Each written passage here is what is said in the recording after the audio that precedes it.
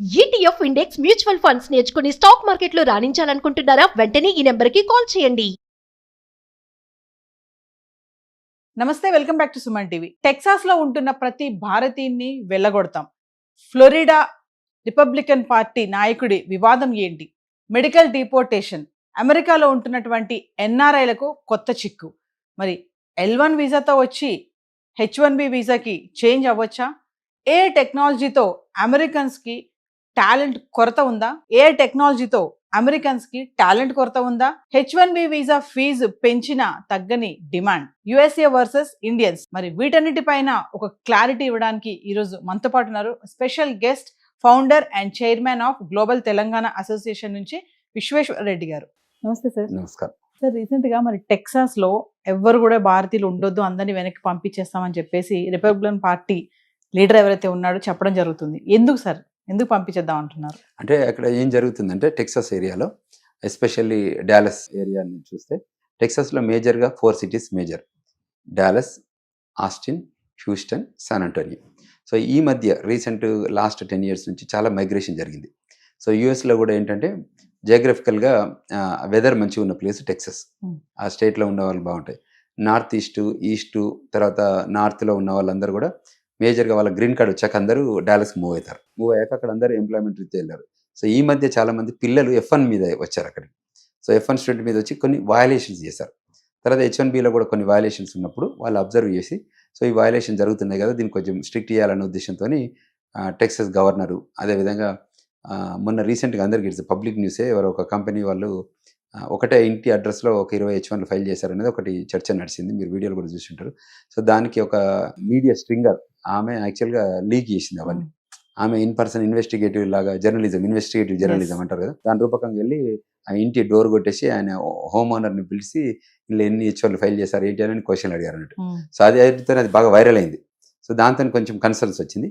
So ఇప్పుడు ఏమంటుందంటే state governor office, state government డిపార్ట్మెంట్లో no H1B working. So H1B వర్కర్స్ని మేము ఎంటర్టైన్ చేయము, మాకు H1B అక్కర్లేదు, మా కంట్రీలో ఉన్న రిసోర్సెసే మాకు కావాలి. సో వాళ్ళ కోసం మేము ట్రైనింగ్ ఫీ పెట్టాము, త్రూ దట్ ట్రైనింగ్ తీసుకొని మేము వాళ్ళని రిక్రూట్ చేసుకుంటాం తప్ప ఫారెన్ నేషనల్ చేయము అని, అంటే త్రూ H1B ప్రోగ్రామ్ చేయమని చెప్పేసి అది మార్కెట్లోకి వెళ్ళింది ఇప్పుడు. సో అది కన్సర్న్. సో నెక్స్ట్ ఏంటంటే ఇండియన్స్ ఒక స్టేట్ క్లయింట్స్, ఫెడరల్ క్లయింట్ ఉండరు, మనం కమర్షియల్ క్లయింట్స్ అని ఉంటారు. అంటే ఇప్పుడు గూగుల్, మైక్రోసాఫ్ట్ ఇవన్నీ కమర్షియల్ క్లయింట్స్. సో అక్కడ మనకు మన stem, science, technology, engineering, mathematics మనకు ఉంది అన్న విషయం తెలుసు. సో వాళ్ళు ఏ కంపెనీ కూడా అది వదులుకోవడానికి ఇష్టపడదు.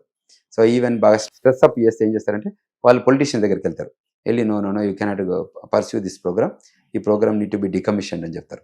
సో అప్పుడు ఏంటంటే వెనకకు వస్తారు. అంటే ఇప్పుడు ఎవరో ఒకరో ఇద్దరు కానీ టెక్సాస్ కానీ ఫ్లోరిడాలో కానీ గవర్నర్స్ కానీ అంటే అవి వాళ్ళ ఒపీనియన్ కింద తీసుకోవాలి. సో తర్వాత ఇన్వెస్టిగేషన్ టైప్ చెక్ చేస్తే, as long as we have proper documentation, proper paper work, we don't have to worry. So దాంతో టెక్సాస్ది కానీ ఫ్లోరిడాది కానీ రీజనబుల్గానే ఉంది. అంటే వాళ్ళు ఆ కంట్రీలో ఉన్న వాళ్ళు అట్లా చెప్పకపోతే వాళ్ళకు కూడా ఓట్లు వేయరు కదా. So it's typical political strategy అన్నట్టు. సో ట్రంప్ మాత్రం టోటల్లీ బిజినెస్ స్ట్రాటజీతో పోతాడు. But otherwise that whole population is very big population. So according to that only అంత ఫ్రేమ్ వర్క్లోనే ఉంటుంది. స్థానిక ఎన్నికల్లో కూడా వాళ్ళు ఓడిపోవడానికి కారణం ఇండియన్సే, మీ వల్లే మాకు ఇక్కడ ఓట్లు కూడా రాలేదని చెప్పేసి ఇప్పుడు టెక్సాస్ లో ఇండియన్స్ పైన బాగా కోపంగా ఉన్నారని అంటున్నారు సార్. దీనిలో correct, you have valid point. So ఏమవుతుందంటే ఇప్పుడు అక్కడ మనం చేస్తున్న కొన్ని కార్యక్రమాల ద్వారా వారితో బయటకు వస్తుంది. ఎందుకంటే డిజిటల్ వరల్డ్ కదా ఇదంతా, ఏం జరిగిన సంఘటన బయటకు వస్తుంది కాబట్టి అటువంటి కొన్ని సంఘటనల ఆధారంగా కొంచెం చెక్స్ అండ్ బ్యాలెన్సెస్ అంటారు, అటువంటివి జరుగుతున్నాయి తప్ప ఓవరాల్గా అంటే 95% చాలా మంచిగా ఒబీడియంట్గా డిసిప్లిన్గా ఇటు జన్మభూమికి ఎంత రెస్పెక్ట్ చేసి ఎంత లాయల్గా ఉంటామో కర్మభూమికి కూడా అంత రెస్పెక్ట్ లాయాలిటీ ఉంటుంది. So very rare of the rare issues ఉంటాయి. But that also need to be addressed properly. అంటే ఒకరు మిస్టేక్ చేసినా అది అందరు మిస్టేక్ కింద ఆపాదిస్తారు. సో అంచేత వాళ్ళకు కూడా మేము రిక్వెస్ట్ చేసేది ఏంటంటే అమెరికాకు మైగ్రేట్ అయ్యి వస్తున్న వాళ్ళు, ఎస్పెషల్లీ డాలస్లో ఉంటున్న వాళ్ళు, మీరు మీ ఇమిగ్రేషన్ స్టేటస్ని ఎప్పుడు చెక్ చేసుకుంటుండండి, మీరు మీ పాస్పోర్ట్ ఎప్పటికి వెరిఫై చేసుకుంటుండండి.